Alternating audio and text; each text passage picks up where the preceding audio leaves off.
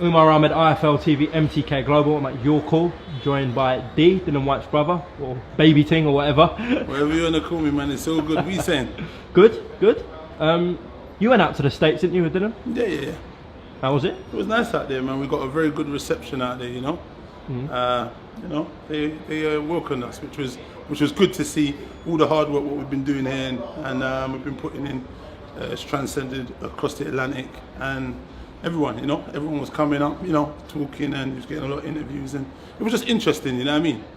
We know, obviously, here that Dylan's popularity has risen a lot. What's it like in America? No, it's definitely, what it is the Americans, they like that brash, cocky talking, a lot of smoke talking, you know what I'm saying? So he's a fighter that talks a lot. Not as much nowadays as it was before, but he still talks. He's quite confident. And then he backs it up by these devastating knockouts.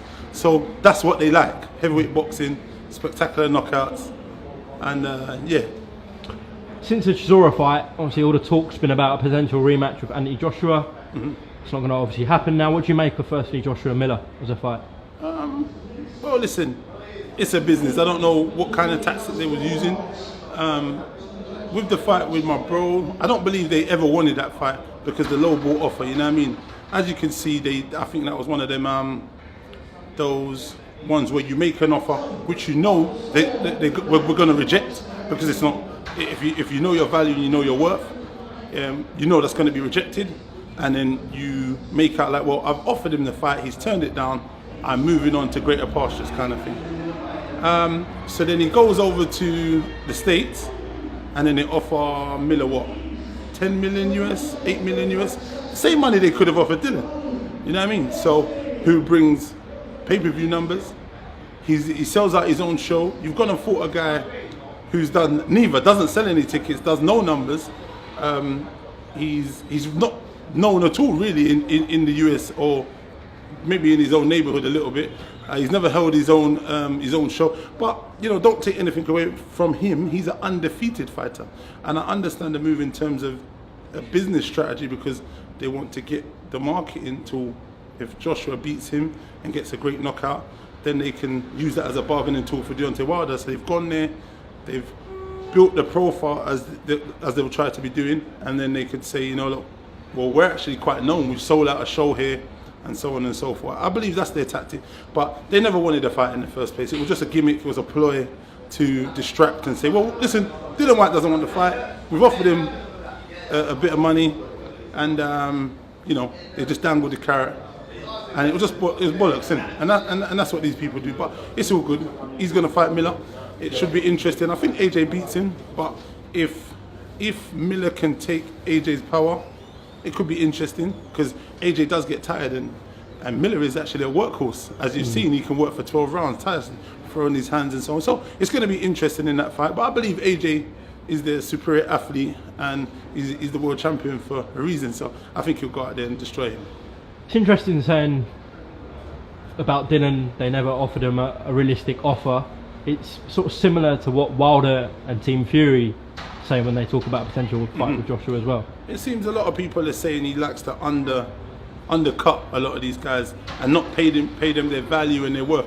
I understand in terms of who is the A side, so I get it. He's saying he's the A side, he's got all the belts, he's holding all the aces. Correct. But then at the same time, you got to appreciate what each individual fighter's value is and what their worth is and what they bring to the table.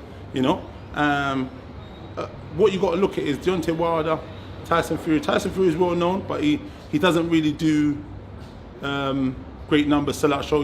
I think he's only had, I don't know if that's his first or second pay-per-view event. Klitschko was on pay-per-view. Yeah, so Klitschko, and then so that's his second pay-per-view show. I don't think it done that great in America in terms of maybe the views on Sky did okay or wherever it was, broadcasted BT. But I don't think in the arena, I don't believe they sold out. That's what I was told anyway. So, and then back to Deontay Wilder, he only can sell out in Alabama. So it's interesting when you look at what you say these people's worth is. So everyone knows their worth. I believe, maybe if you don't want to give them 50-50, you could give them, maybe 35 or 30, something. I don't know. I'm not into the figure game, but I'm just hindsight and thinking what could be what. You know what I'm saying? Just picking this back up. Yeah, you're talking about figures. from my understanding, Dylan was actually happy with the offer, the revised offer or the third offer, but it was the rematch clause that was the issue. Yeah, I heard that. I believe. What did they say? Let me try and remember. I think yes, I think I remember. So if he won, AJ would still get the bigger person, be in charge of some sort. He wouldn't get the lion's share, Dylan, in a rematch. Of course, yeah, which didn't make any sense anyway. So I think that was a case with Tony Bellew and David Hay in the first one. I think Tony Bellew said he would accept this, and if he won, in return it would be we'll switch the tables, and yeah. But Dylan's on his own path now. Obviously, the WBC ordered him against Breazeale. Yeah, good fight. Very good fight. Very good fight. Dominic Breazeale, I was actually watching him earlier. I was doing a bit of cardio in the gym, and I was just doing a bit of homework watching him. He's a very, very tough guy, He's a very tough customer. I remember the fight with, it's quite funny. What I look at is, when AJ caught him, he's still relatively learning his trade and so on. He caught him, he took a savage beating in that, like a savage beating. He's there to be hit. He's a big guy, he swings for the rafters, but he's quite slow. But he uses his jab here and there. But I think he's actually a better fighter now. He's more experienced, he's more seasoned. He's had a lot of adversities since then, and being dropped in the Mansour fight, being dropped in the Ngannou fight. So I feel he's a lot more seasoned now, and I think it might have helped him if he had all that experience going into the Joshua fight. But Joshua is a good champion, and he's done what he's meant to do. He's gone out there and destroyed him as he's meant to do. But I think it's an interesting fight. I think, he's there to be hit. What my bro doesn't want to do is underestimate him, which he never does in any fight anyway. He doesn't underestimate any opponents. He lives the life, he trains a lot. So in this fight, I think he's going to, do the same, train as usual, give it the respect and warrant what it deserves. And he'll go out there, and he should get a devastating knockout also. But that Dominic Breazeale is tough, but he's also open. You know what I mean? I think sometimes I was looking at it, and I was wondering if he's moving in slow motion sometimes, because he is. Listen, if you watch that, he throws a lot of big shots, and the guys, if they easily step back and then they can counter him, a lot of, it's easier said than done. But I'm saying, I'm just watching what I saw, and initially the guys were catching him, but he done excellent to get off the counter and get the stoppage with Ngannou, because he was getting lit up like Guy Fawkes. What's your gut instinct? Do you think it'll go purse bids? Let's see what good old Eddie's going to do, if he's going to get his wallet out, get your bag out, and make the right bid. And let's have it here in the UK at the O2 again in the summer, and give the English fans what they want to see. They want to see great knockouts, excitement. They want to hear the music. They want to hear the ring walk song, all here, so we can do great numbers here. You know what I mean? This is the home of boxing, or heavyweight boxing right now. You know what I mean? And our home is O2, so it'd be great if Dylan could, Eddie could pull the checkbook out, get the fight, get it done here, and it'd be great. If not, we go on the road, we go to America, because PBC is going to be bidding for it as well, and maybe other people.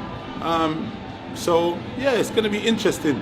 So there's a lot of fights coming, so I think it will be a little bit down the line, because if you look at it, you're going to have the rematch with Fury and Wilder in May, then you've got Joshua and Miller on June the 1st. So if you're looking at the queue, instead of backlogging the fans with two close fights and pressuring their pockets and their family and so on, and I think it might be pushed back to late summertime.